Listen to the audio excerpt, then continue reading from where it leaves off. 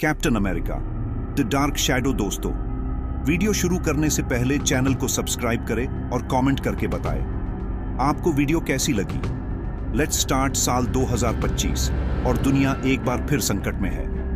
Captain America, जिसे अब Steve Rogers के नाम से जाना जाता है, कई वर्षों के अवकाश के बाद वापस लौटा है।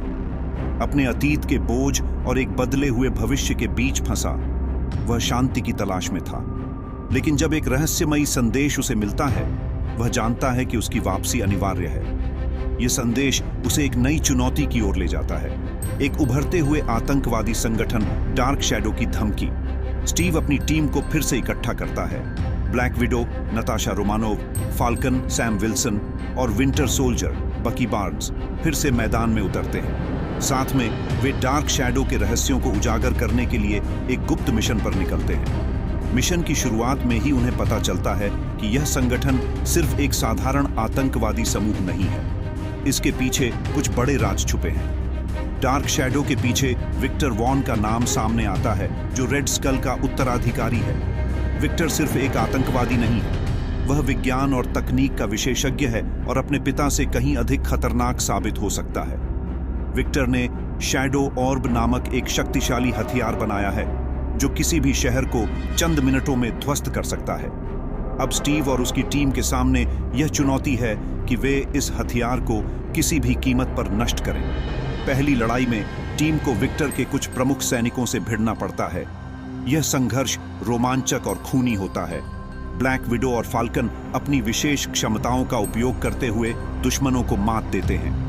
इस दौरान स्टीव को विक्टर की असली योजना का पता चलता है। वह शैडो ऑर्ब का उपयोग करके पूरी दुनिया को ब्लैकआउट में डालने की योजना बना रहा है। जैसे जैसे मिशन आगे बढ़ता है, स्टीव का सामना अपने अतीत की छायाओं से होता है। उसे अपने पुराने निर्णयों और उनके परिणामों का सामना करना पड़ता है। विंटर सोल्जर के साथ उसकी दोस्ती भी इस मिशन में महत्वपूर्ण भूमिका निभाती है। दोनों के बीच का रिश्ता और गहराई से उभरता है, जिससे स्टीव को अपनी कमजोरियों और ताकतों का पता चलता है। टीम के भीतर एक बड़ा विश्वासघात होता है। विक्टर वॉन ने विंटर सोल्जर को मानसिक रूप से नियंत्रित कर लिया है, जिससे वह अपने ही दोस्तों के खिलाफ हो जाता है। यह साजिश टीम के लिए एक बड़ा झटका है। स्टीव को न सिर्फ अपने दोस्त को बचाना है, बल्कि विक्टर की चालों का भी सामना करना है। इस संघर्ष में स्टीव और बकी के बीच भावनात्मक द्वंद्व होता है, जो कहानी को और गहराई देता है। टीम को विक्टर के मुख्यालय में एक गुप्त प्रयोगशाला का पता चलता है। वहां पहुंचने पर उन्हें पता चलता है कि विक्टर ने शैडो ऑर्ब का उपयोग करके दुनिया को अंधकार में डालने की तैयारी कर ली है। लेकिन इससे पहले कि वह अपने उद्देश्य को पूरा कर सके, स्टीव और उसकी टीम एक अंतिम लड़ाई के लिए तैयार होते हैं। अंतिम युद्ध भयानक होता है। विक्टर अपने सभी सैनिकों के साथ लड़ाई में उतरता है। स्टीव और उसकी टीम अपनी पूरी ताकत से लड़ते हैं।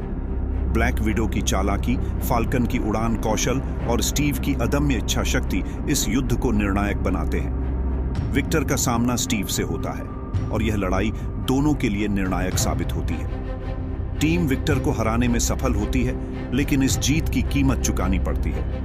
कई साथी घायल होते हैं और कुछ को अपनी जान तक गंवानी पड़ती है। स्टीव को अपने साथियों की कुर्बानी का गहरा दुख होता है, लेकिन वह जानता है कि यह बलिदान दुनिया की सुरक्षा के लिए था। विक्टर को हराने के बाद स्टीव और उसकी टीम दुनिया को एक नई उम्मीद देते हैं। वे जानते हैं कि उनकी लड़ाई यहीं खत्म नहीं होती। दुनिया में अभी भी कई खतरे हैं, लेकिन स्टीव को विश्वास है कि जब तक वे एक साथ हैं, कोई भी उन्हें हरा नहीं सकता।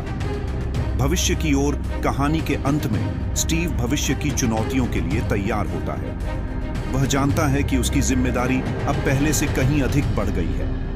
अपनी टीम के साथ वह नई चुनौतियों का सामना करने के लिए हमेशा तैयार रहेगा।